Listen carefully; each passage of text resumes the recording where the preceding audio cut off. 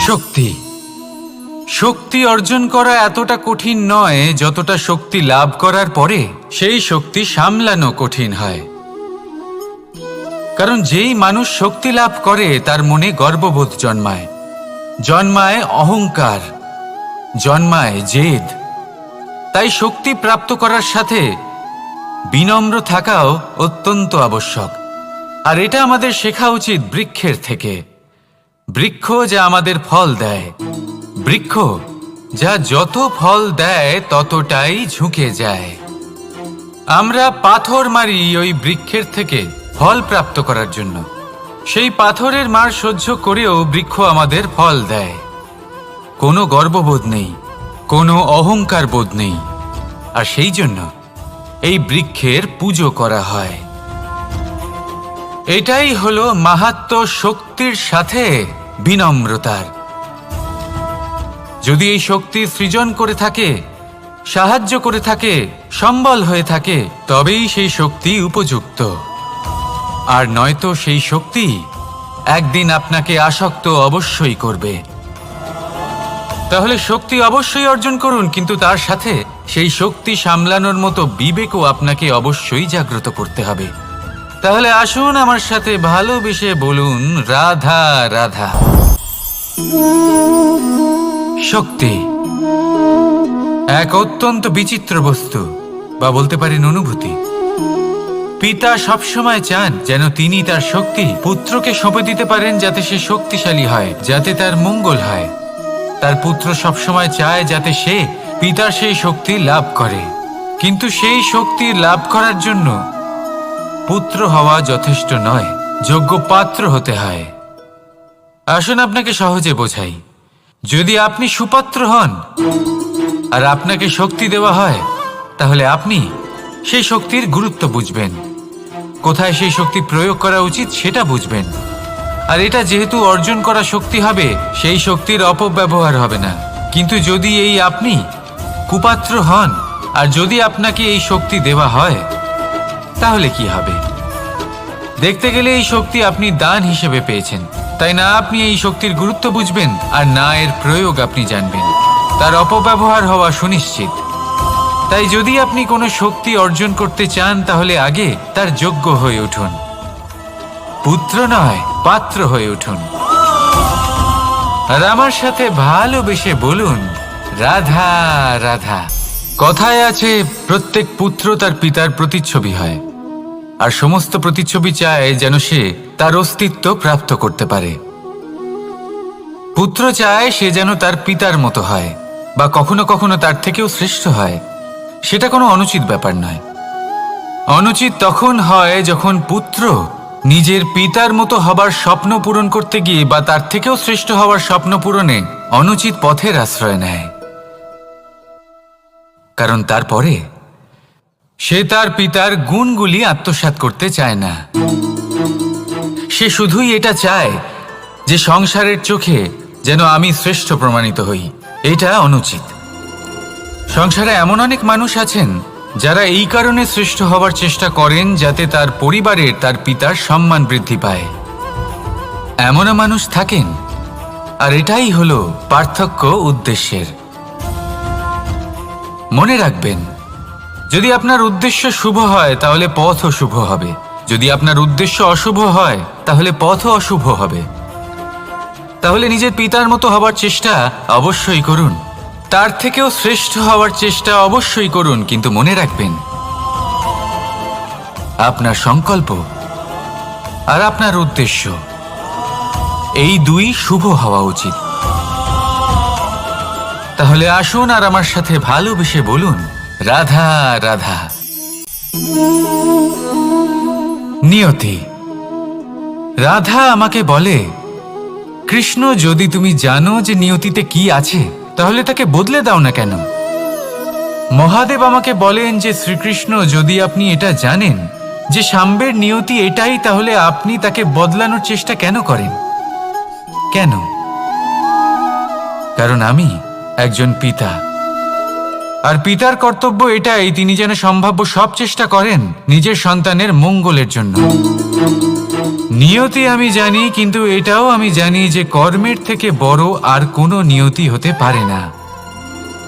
অভিজ্ঞতাও রয়েছে যে কর্মের হাতে নিয়তির এই চক্র বদলে যেতে পারে। তাই জীবনে যদি আপনার কখনো এমন মনে হয় যে এটা তো অসম্ভব, তখনও চেষ্টা করা কখনোই ছাড়বেন না।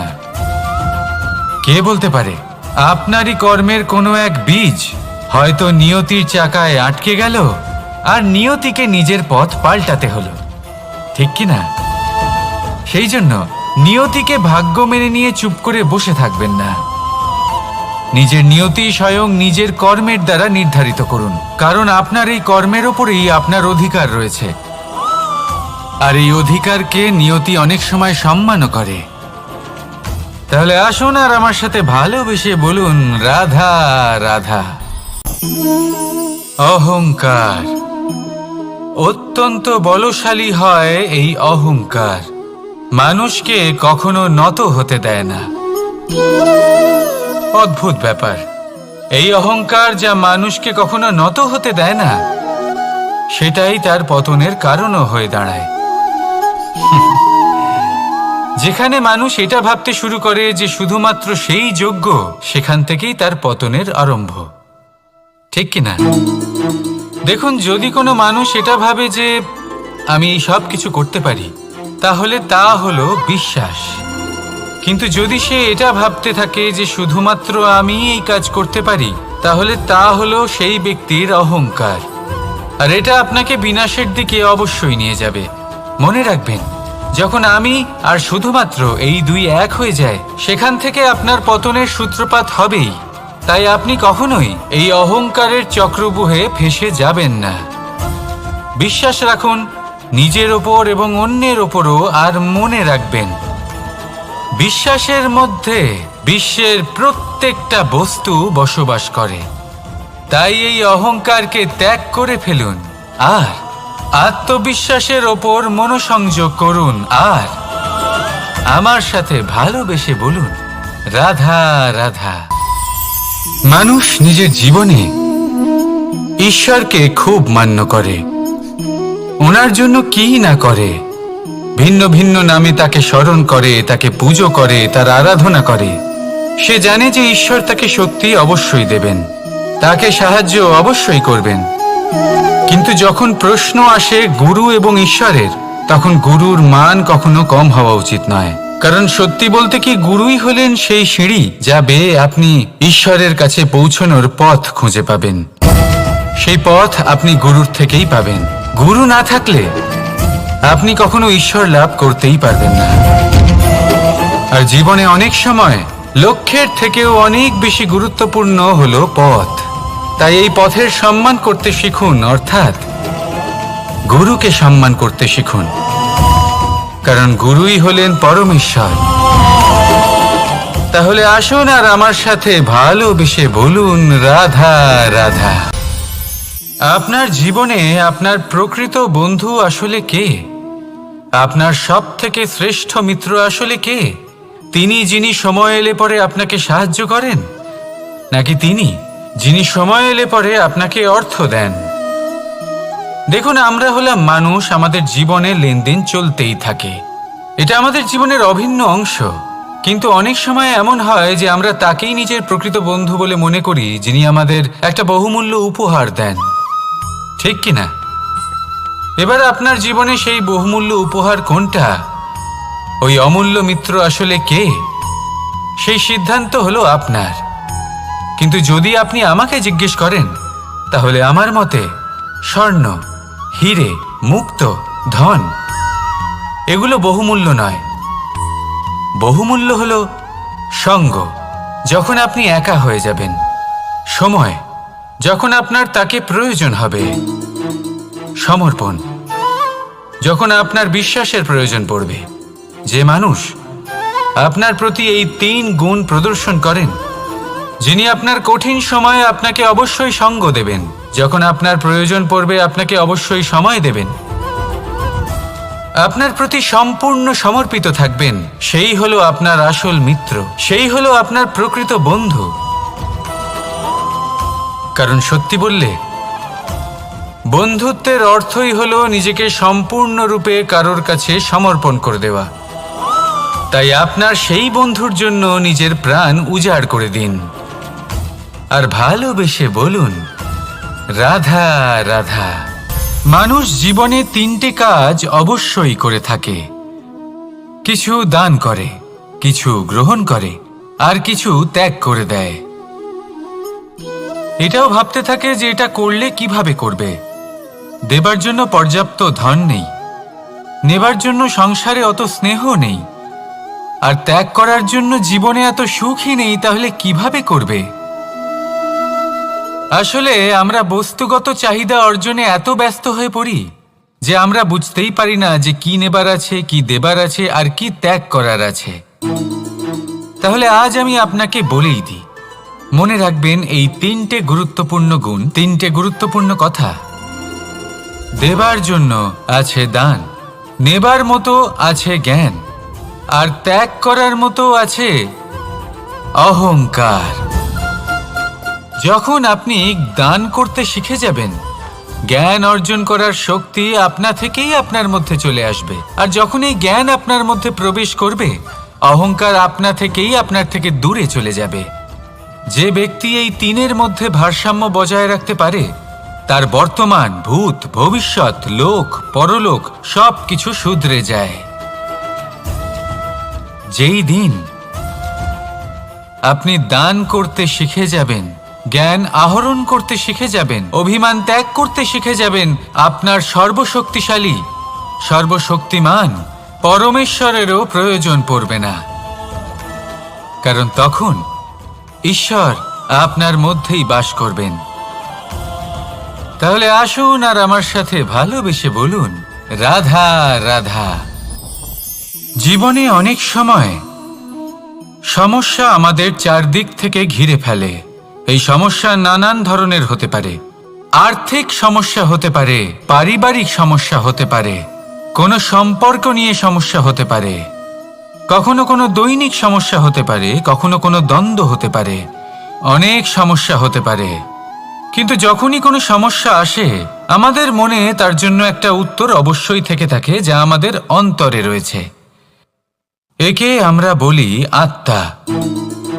আত্মা হলো পরমাত্মারই রূপ, আর পরমাত্মা তা কখনোই কিছু অনুচিত চাইবে না, তাই তো? এই আত্মা খুব ভালো করে জানে যে কোনটা উচিত আর কোনটা অনুচিত। যদি আসল বিষয়ের কথা বলি, তাহলে আপনাকে নিজের মনকে বুঝতে হবে।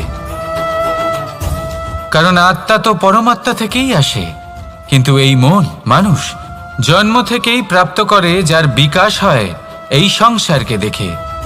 যেদিন আপনার এই মন আর আপনার এই আত্মা, এই দুই এক হয়ে যাবে, আত্মসাৎ হয়ে যাবে, সেদিন আপনার জীবনে না কোনো সমস্যা থাকবে, না কোনো ঝঞ্ঝাট থাকবে, না কোনো সংকট থাকবে। কারণ আপনার কাছে সেই সমস্ত সমস্যার, সমস্ত বিপদের সমাধান থাকবে, আর তাও আপনারই অন্তরে। তাহলে আসুন আর আমার সাথে ভালোবেসে বলুন, রাধা রাধা। ভক্তি আর শক্তি, এই দুইয়ের মধ্যে সম্পর্ক অত্যন্ত সরল। মানুষ ভক্তি করেন যাতে তিনি শক্তি লাভ করতে পারেন, আর শক্তি লাভ করার পরে ভক্তি ভাব ভুলে যান, আর শক্তির প্রতি আসক্তিতে মত্ত হয়ে যান, আর সেখান থেকেই তার বিনাশ শুরু হয়। কেন? কারণ ভক্তির দ্বারা প্রাপ্ত শক্তি অন্য কারোর হিতের জন্য ব্যবহার করতে হয়, অন্য কারোর মঙ্গল করার জন্য ব্যবহার করতে হয়, কারোর বিনাশের জন্য নয়। এবার যদি আমি আপনাদের একটা উদাহরণ দিয়ে বোঝাই, তাহলে কোদাল দিয়ে আমরা মাটি কোপাতে পারি, একটা গর্ত খুঁড়তে পারি, যাতে একটা নতুন বৃক্ষ জন্ম নিতে পারে, একটা বৃক্ষ যা অন্য জীবকে ফল প্রদান করবে, যাত্রীদের ছায়া প্রদান করবে। কিন্তু এই কোদালের ব্যবহার যদি আমরা অন্য কারোর ক্ষতি করার জন্য করি, তাহলে ক্ষতি শুধুমাত্র আমাদেরই হবে। তাই জীবনে যদি আপনি কোনো শক্তি লাভ করেন, হয়তো ভক্তির দ্বারা বা অন্য যেখান থেকেই হোক, তার সদ্ব্যবহার করতে শিখুন। নয়তো এই প্রাপ্ত শক্তি আপনার পতনের কারণ হয়ে দাঁড়াবে। তাহলে আসুন আমার সাথে ভালোবেসে বলুন, রাধা রাধা। বরদান অত্যন্ত বিচিত্র এক বিষয়, কিন্তু দেখতে গেলে এই বরদান কি না করতে পারে। এক দরিদ্রকে রাজা বানিয়ে দিতে পারে, একজন দুর্বলকে এই সংসারের সবথেকে শক্তিশালী ব্যক্তি বানিয়ে দিতে পারে। কিন্তু আমরা ভুলে যাই এক অত্যন্ত গুরুত্বপূর্ণ কথা। বরদান এই শব্দের শেষে দান লুকিয়ে রয়েছে। এই দান কথাটা অত্যন্ত গুরুত্বপূর্ণ। আমাদের মনে রাখা উচিত এই বরদান আমরা দানে পেয়েছি, আর তাই তার সম্মান করা উচিত, কখনোই অহংকার করা নয়। আর যে ব্যক্তি বরদান পেয়ে অহংকার করেন, তার যা ক্ষতি হয় তা হলো এই বরদান তার থেকে কেড়ে নেওয়া হয়। বর অর্থাৎ শ্রেষ্ঠ, অর্থাৎ বরদানের অর্থ হলো একটা শ্রেষ্ঠ দান, এবং তার ব্যবহার যদি আপনি কারোর ক্ষতি করার জন্য করেন, তাহলে ক্ষতি শুধুই আপনার হবে। তাহলে এই বরদানের সম্মান করুন, উচিত পথে চলুন, আর উচিত উদ্দেশ্য নিয়ে এর ব্যবহার করুন। সব কিছু ভালোই হবে।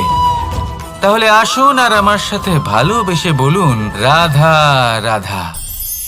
পিতা আর পুত্রের সম্পর্ক অত্যন্ত মধুর হয়ে থাকে। পিতা স্বপ্ন দেখেন, তাকে পূর্ণ করার সকল সম্ভাব্য চেষ্টা করেন, কিন্তু তাও অনেক সময় ওনার স্বপ্ন অপূর্ণ থেকে যায়। তখন পিতা ভাবেন যে স্বপ্ন উনি পূর্ণ করতে পারেননি, ওনার সন্তান তা অবশ্যই পূরণ করবে। যে স্থানে উনি কখনো পৌঁছতে পারেননি, সেই স্থানে ওনার পুত্র অবশ্যই পৌঁছবে। পিতা নিজের সন্তানের ভবিষ্যৎ নিয়ে সেই স্বপ্ন দেখেন, আর যখন সেই সন্তান সামনে এগোতে থাকে, তখন তার দুঃখ হয় না, বরং গর্ব হয়। ওনার ভালো লাগে এটা দেখে যে ওনার সন্তান অনেক উন্নতি করছে। কিন্তু যখন সন্তান নিজের অভিভাবকের শক্তি দেখে, তার যশ দেখে হিংসা করতে থাকে, সমস্যা সেইখানেই শুরু হয়। সেই জন্য সকল সন্তানকে এটা মনে রাখতে হবে, দেখুন, পুত্র হবার সুবাদে, এক সন্তান হবার সুবাদে এটা হলো আপনার অধিকার যে আপনি আপনার পিতার থেকে বেশি উন্নতি করবেন। আপনার পিতাও এটাই চান, কিন্তু সুস্থভাবে এটা করুন। একটা রেখা টেনে নিন, যাতে আপনি তাতে এগোতে পারেন, আর আপনার পিতার তাতে গর্ববোধ হয়, আর সেই বিষয়ে দুঃখ না হয় যে আমার সন্তান আমাকেই ছোট করার চেষ্টা করছে। ইতিহাস সাক্ষী রয়েছে, যে মানুষ অন্য কাউকে ছোট করার চেষ্টা করেছেন, সেই মানুষই ছোট হয়ে গেছেন। আর আমার মনে হয় না আপনি এটা চান, কারণ কোনো একদিন আপনিও কারোর পিতা হবেন। আসুন আমার সাথে ভালোবেসে বলুন, রাধা রাধা। সাথী। সাথী এই শব্দটির ব্যাখ্যা কে কিভাবে করে? মিত্র, সখা, বন্ধু, কিন্তু অর্থ একটাই। তিনি যিনি আপনার সঙ্গী হন, আর তিনি যার সাথী আপনি হন। এবার সব থেকে বড় প্রশ্ন হলো এটাই যে তিনি কে হতে পারেন যাকে আপনি আপনার সাথী বলে মেনে নিতে পারেন। নিজের সখা, নিজের মিত্র, নিজের বন্ধু মেনে নিতে পারেন। আপনার সাথী হলেন তিনি যিনি দুঃখের সময় আপনার পাশে থাকবেন, আপনার হাত ধরে থাকবেন। আপনার সাথী হলেন তিনি যার হাত আপনি নিজের সুখের দিনে ধরে থাকবেন। সেই সাথীরই হাত ধরুন যিনি দুঃখে সবসময় আপনাকে সাহায্য করার জন্য তৎপর হয়ে থাকেন, আপনার পাশে থাকেন, আর যাকে সুখের দিনে আপনি আপনার সাথে রাখতে পারেন। আর যখন আপনার সাথে আপনার এই সাথী থাকবে, তখন আপনি এটা বুঝবেন যে যখন জীবনে দুঃখ আসে, তখন এই দুঃখ কমে যায়, সবার মধ্যে ভাগ হয়ে যায়। আর যদি তখন সুখ আসে, তাহলে সেটা সবার উপস্থিতিতে আরো বেড়ে যায়। এটাই হলো প্রেম, এটাই হলো ভালোবাসা, এটাই হলো সঙ্গ, যেমন সম্পর্ক আমার আর রাধার মাঝে। তাহলে আসুন আর আমার সাথে ভালোবেসে বলুন, রাধা রাধা। আমাদের মনে যখন কোনো প্রশ্ন ওঠে, কোনো দ্বন্দ্ব জাগে, তখন আমরা যাই আমাদের গুরুর কাছে, আমাদের আরাধ্যের কাছে গিয়ে জিজ্ঞেস করি। এইভাবেই একদিন আমি পৌঁছলাম আমার আরাধ্যের কাছে, আমার মহাদেবের কাছে, আর ওনাকে প্রশ্ন করলাম যে মহাদেব, জীবনে আনন্দ পাওয়ার, উৎসব পালনের, প্রেম ভাগ করে নেবার, জীবনকে উপভোগ করে নেওয়ার সর্বশ্রেষ্ঠ সময় কোনটা? মহাদেব হাসলেন আর উনি বললেন, জীবনে উৎসব পালনের সবথেকে শ্রেষ্ঠ দিন হল মৃত্যুর ঠিক আগের দিনটা। প্রেম ভাগ করে নেওয়ার সবথেকে শ্রেষ্ঠ মুহূর্ত হল মৃত্যুর ঠিক আগের মুহূর্ত। জীবনকে উপভোগ করে নেওয়ার সর্বশ্রেষ্ঠ প্রহর হল মৃত্যুর এক প্রহর পূর্বে। তখন আমি চমকে গেলাম। আমি বললাম, কিন্তু মহাদেব, মৃত্যু তো অনিশ্চিত, আমরা জানিও না কবে আমাদের মৃত্যু হবে। মহাদেব আবার হাসলেন। উনি বললেন যে যদি আমরা এভাবে জীবন কাটাই যে আমরা জীবনের প্রত্যেক দিন, প্রত্যেক মুহূর্ত, প্রত্যেক প্রহর শেষ বলে মনে করি, তাহলে আমাদের সমস্ত জীবন আনন্দের সাথেই অতিবাহিত হবে। কি বলেন? তাহলে আপনিও এই কথা মনে রাখুন আর আমার সাথে ভালোবেসে বলুন, রাধা রাধা। জীবনে অগ্রসর হওয়ার জন্য আমাদের কাকে প্রয়োজন হয়? মাতা পিতা, বন্ধু, প্রেম, সাহায্য, অর্থ, পরিশ্রম, আশা। ভিন্ন ভিন্ন মানুষ ভিন্ন ভিন্ন বিকল্প চয়ন করে। যদি আমি আপনাকে বলি, তাহলে জয় আর পরাজয়ের মন্ত্র দুটো শব্দের উপর নির্ভর করে, মেনে নেওয়া আর দৃঢ় হওয়া। যদি মেনে নেন তাহলে হেরে যাবেন, যদি দৃঢ় হন তাহলে নিশ্চিত রূপে জয়ী হবেন।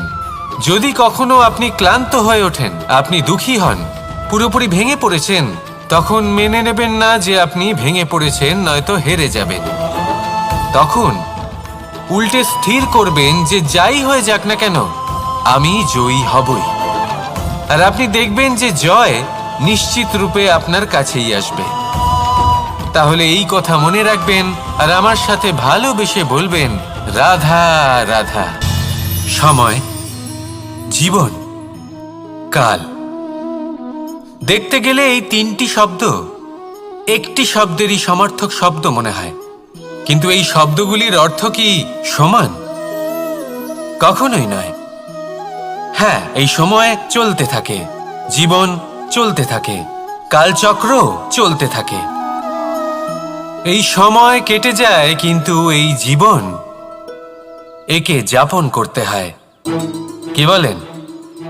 এই জীবনে কিছু করুন বা কিছু না করুন, জীবন এমনি কেটে যাবে, আপনি জানতেও পারবেন না। কিন্তু সেটা আমাদের উদ্দেশ্য নয়, একে যাপন করতে হবে। এই জীবনে প্রেরণা পেতে শিখুন, প্রেরণা দিতে শিখুন, আহ্বান গ্রহণ করতে শিখুন, আহ্বান জানাতে শিখুন, মহান কাজ করতে শিখুন, ধন্যাত্মক বোধ জাগিয়ে তুলুন। জীবন অতিবাহিত করার অর্থ কি তা আপনি শিখে যাবেন। কারণ সময় কেটে যায়, সমস্ত যুগ কেটে যায়, কিন্তু জীবনের রীতি জীবন কাটিয়ে দেওয়া নয়, জীবন যাপন করা। এই জীবন সম্পূর্ণরূপে অনুভব করতে হবে, নতুন পথ বানাতে হবে।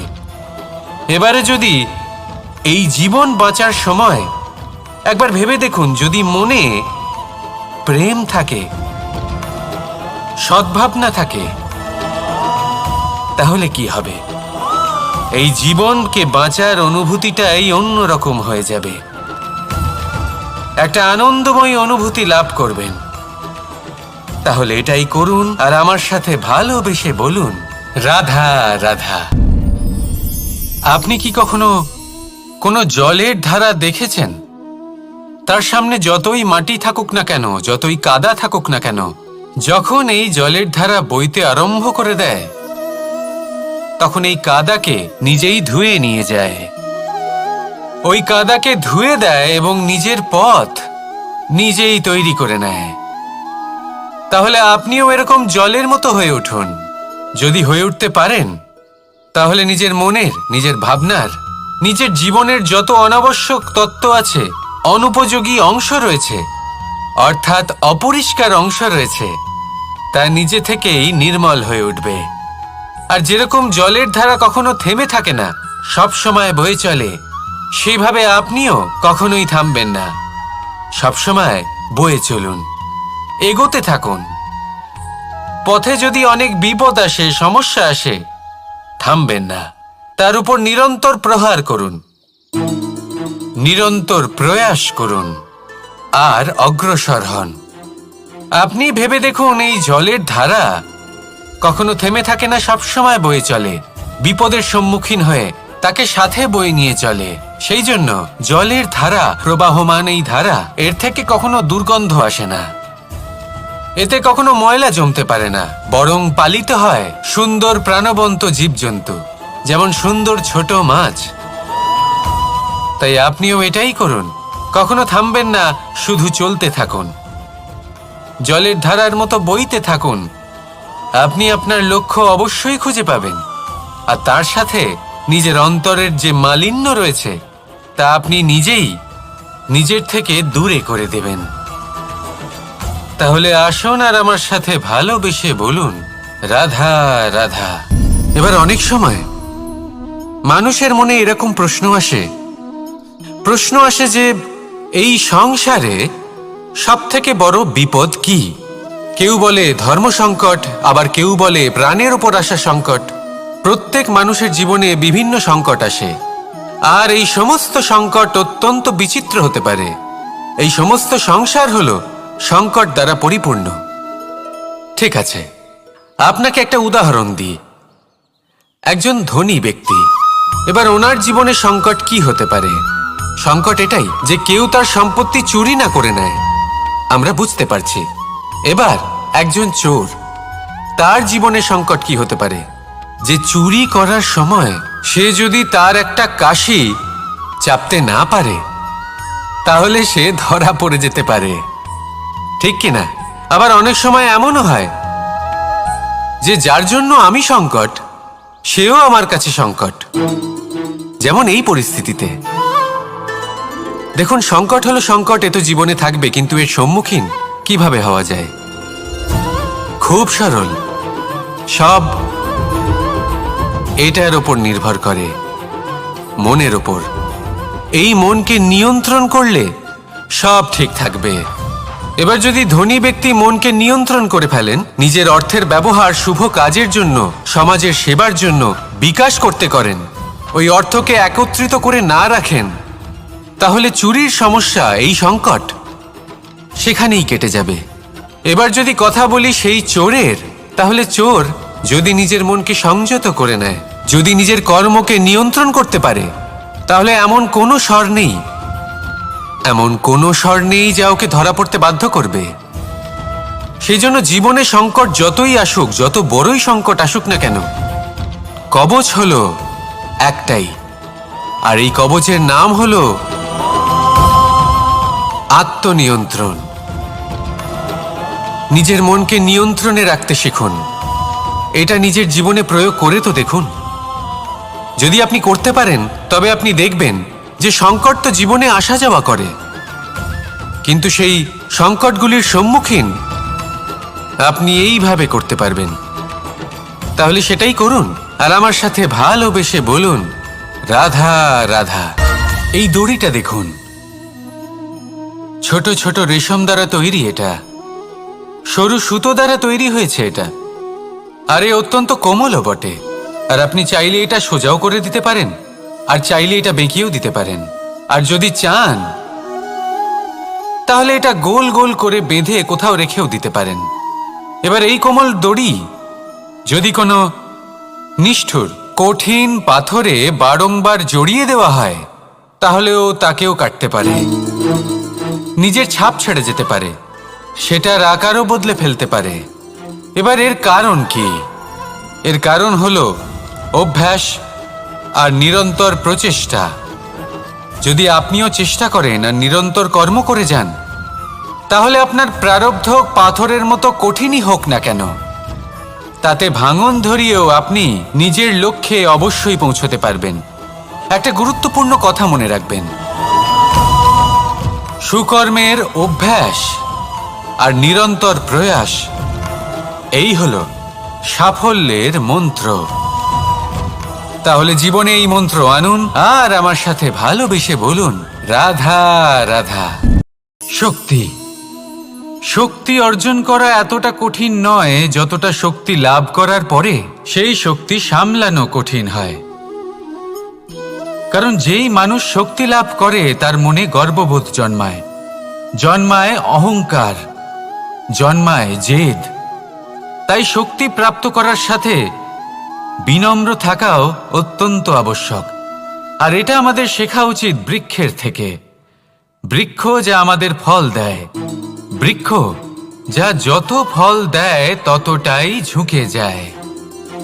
আমরা পাথর মারি ওই বৃক্ষের থেকে ফল প্রাপ্ত করার জন্য। সেই পাথরের মার সহ্য করেও বৃক্ষ আমাদের ফল দেয়। কোনো গর্ববোধ নেই, কোনো অহংকার বোধ নেই। আর সেই জন্য এই বৃক্ষের পুজো করা হয়। এটাই হলো মাহাত্ম্য শক্তির সাথে বিনম্রতার। যদি এই শক্তি সৃজন করে থাকে, সাহায্য করে থাকে, সম্বল হয়ে থাকে, তবেই সেই শক্তি উপযুক্ত। আর নয়তো সেই শক্তি একদিন আপনাকে আসক্ত অবশ্যই করবে। তাহলে শক্তি অবশ্যই অর্জন করুন, কিন্তু তার সাথে সেই শক্তি সামলানোর মতো বিবেকও আপনাকে অবশ্যই জাগ্রত করতে হবে। তাহলে আসুন আমার সাথে ভালোবেসে বলুন, রাধা রাধা। শক্তি এক অত্যন্ত বিচিত্র বস্তু, বা বলতে পারেন অনুভূতি। পিতা সবসময় চান যেন তিনি তার শক্তি পুত্রকে সঁপে দিতে পারেন, যাতে সে শক্তিশালী হয়, যাতে তার মঙ্গল হয়। তার পুত্র সবসময় চায় যাতে সে পিতার সেই শক্তি লাভ করে। কিন্তু সেই শক্তি লাভ করার জন্য পুত্র হওয়া যথেষ্ট নয়, যোগ্য পাত্র হতে হয়। আসুন আপনাকে সহজে বোঝাই। যদি আপনি সুপাত্র হন আর আপনাকে শক্তি দেওয়া হয়, তাহলে আপনি সেই শক্তির গুরুত্ব বুঝবেন, কোথায় সেই শক্তি প্রয়োগ করা উচিত সেটা বুঝবেন। আর এটা যেহেতু অর্জন করা শক্তি হবে, সেই শক্তির অপব্যবহার হবে না। কিন্তু যদি এই আপনি কুপাত্র হন আর যদি আপনাকে এই শক্তি দেওয়া হয়, তাহলে কি হবে? দেখতে গেলে এই শক্তি আপনি দান হিসেবে পেয়েছেন, তাই না আপনি এই শক্তির গুরুত্ব বুঝবেন আর না এর প্রয়োগ আপনি জানবেন। তার অপব্যবহার হওয়া সুনিশ্চিত। তাই যদি আপনি কোনো শক্তি অর্জন করতে চান, তাহলে আগে তার যোগ্য হয়ে উঠুন। পুত্র নয়, পাত্র হয়ে উঠুন। আর আমার সাথে ভালোবেসে বলুন, রাধা রাধা। কথায় আছে, প্রত্যেক পুত্র তার পিতার প্রতিচ্ছবি হয়, আর সমস্ত প্রতিচ্ছবি চায় যেন সে তার অস্তিত্ব প্রাপ্ত করতে পারে। পুত্র চায় সে যেন তার পিতার মতো হয়, বা কখনো কখনো তার থেকেও শ্রেষ্ঠ হয়। সেটা কোনো অনুচিত ব্যাপার নয়। অনুচিত তখন হয় যখন পুত্র নিজের পিতার মতো হবার স্বপ্ন পূরণ করতে গিয়ে বা তার থেকেও শ্রেষ্ঠ হওয়ার স্বপ্ন পূরণে অনুচিত পথের আশ্রয় নেয়। কারণ তারপরে সে তার পিতার গুণগুলি আত্মসাৎ করতে চায় না। সে শুধুই এটা চায় যে সংসারের চোখে যেন আমি শ্রেষ্ঠ প্রমাণিত হই। এটা অনুচিত। সংসারে এমন অনেক মানুষ আছেন যারা এই কারণে শ্রেষ্ঠ হওয়ার চেষ্টা করেন যাতে তার পরিবারের তার পিতার সম্মান বৃদ্ধি পায়। এমনও মানুষ থাকেন। আর এটাই হলো পার্থক্য উদ্দেশ্যের। মনে রাখবেন, যদি আপনার উদ্দেশ্য শুভ হয় তাহলে পথও শুভ হবে, যদি আপনার উদ্দেশ্য অশুভ হয় তাহলে পথও অশুভ হবে। তাহলে নিজের পিতার মতো হবার চেষ্টা অবশ্যই করুন, তার থেকেও শ্রেষ্ঠ হওয়ার চেষ্টা অবশ্যই করুন, কিন্তু মনে রাখবেন আপনার সংকল্প আর আপনার উদ্দেশ্য এই দুই শুভ হওয়া উচিত। তাহলে আসুন আর আমার সাথে ভালোবেসে বলুন, রাধা রাধা। নিয়তি। রাধা আমাকে বলে, কৃষ্ণ, যদি তুমি জানো যে নিয়তিতে কি আছে, তাহলে তাকে বদলে দাও না কেন? মহাদেব আমাকে বলেন যে শ্রীকৃষ্ণ, যদি আপনি এটা জানেন যে সাম্বের নিয়তি এটাই, তাহলে আপনি তাকে বদলানোর চেষ্টা কেন করেন? কেন? কারণ আমি একজন পিতা, আর পিতার কর্তব্য এটাই, তিনি যেন সম্ভাব্য সব চেষ্টা করেন নিজের সন্তানের মঙ্গলের জন্য। নিয়তি আমি জানি, কিন্তু এটাও আমি জানি যে কর্মের থেকে বড় আর কোনো নিয়তি হতে পারে না। অভিজ্ঞতাও রয়েছে যে কর্মের হাতে নিয়তির এই চক্র বদলে যেতে পারে। তাই জীবনে যদি আপনার কখনো এমন মনে হয় যে এটা তো অসম্ভব, তখনও চেষ্টা করা কখনোই ছাড়বেন না। কে বলতে পারে আপনারই কর্মের কোনো এক বীজ হয়তো নিয়তির চাকায় আটকে গেল, আর নিয়তিকে নিজের পথ পাল্টাতে হলো, ঠিক কি না? সেই জন্য নিয়তিকে ভাগ্য মেনে নিয়ে চুপ করে বসে থাকবেন না। নিজের নিয়তি স্বয়ং নিজের কর্মের দ্বারা নির্ধারিত করুন, কারণ আপনার এই কর্মের ওপরেই আপনার অধিকার রয়েছে। আর এই অধিকারকে নিয়তি অনেক সময় সম্মানও করে। তাহলে আসুন আর আমার সাথে ভালোবেসে বলুন, রাধা রাধা। অহংকার অত্যন্ত বলশালী হয়। এই অহংকার মানুষকে কখনো নত হতে দেয় না। অদ্ভুত ব্যাপার, এই অহংকার যা মানুষকে কখনো নত হতে দেয় না, সেটাই তার পতনের কারণও হয়ে দাঁড়ায়। যেখানে মানুষ এটা ভাবতে শুরু করে যে শুধুমাত্র সেই যোগ্য, সেখান থেকেই তার পতনের আরম্ভ, ঠিক কিনা? দেখুন, যদি কোনো মানুষ এটা ভাবে যে আমি এই সব কিছু করতে পারি, তাহলে তা হলো বিশ্বাস।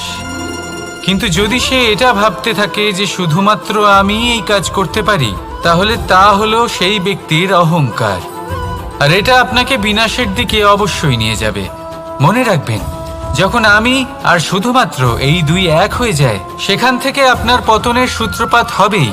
তাই আপনি কখনোই এই অহংকারের চক্রব্যূহে ফেঁসে যাবেন না। বিশ্বাস রাখুন নিজের ওপর এবং অন্যের ওপরও। আর মনে রাখবেন, বিশ্বাসের মধ্যে বিশ্বের প্রত্যেকটা বস্তু বসবাস করে।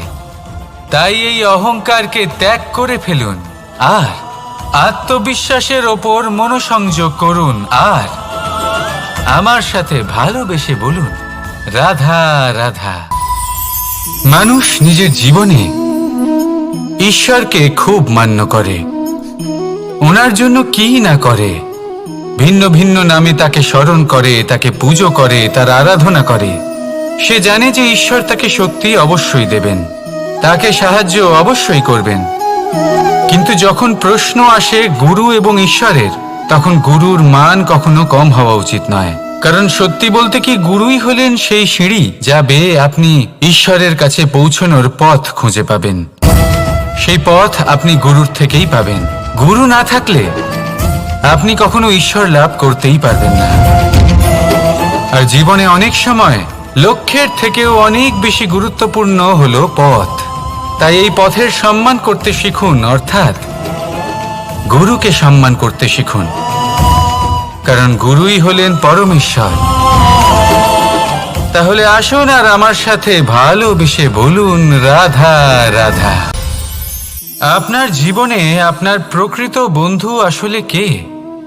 আপনার সব থেকে শ্রেষ্ঠ মিত্র আসলে কে? তিনি যিনি সময় এলে পরে আপনাকে সাহায্য করেন, নাকি তিনি যিনি সময় এলে পরে আপনাকে অর্থ দেন? দেখুন, আমরা হলাম মানুষ, আমাদের জীবনে লেনদেন চলতেই থাকে। এটা আমাদের জীবনের অভিন্ন অংশ। কিন্তু অনেক সময় এমন হয় যে আমরা তাকেই নিজের প্রকৃত বন্ধু বলে মনে করি, যিনি আমাদের একটা বহুমূল্য উপহার দেন, ঠিক কিনা? এবার আপনার জীবনে সেই বহুমূল্য উপহার কোনটা, ওই অমূল্য মিত্র আসলে কে, সেই সিদ্ধান্ত হলো আপনার।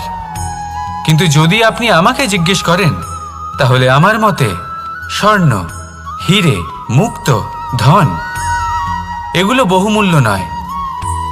বহুমূল্য হলো সঙ্গ, যখন আপনি একা হয়ে যাবেন, সময়, যখন আপনার তাকে প্রয়োজন হবে, সমর্পণ, যখন আপনার বিশ্বাসের প্রয়োজন পড়বে।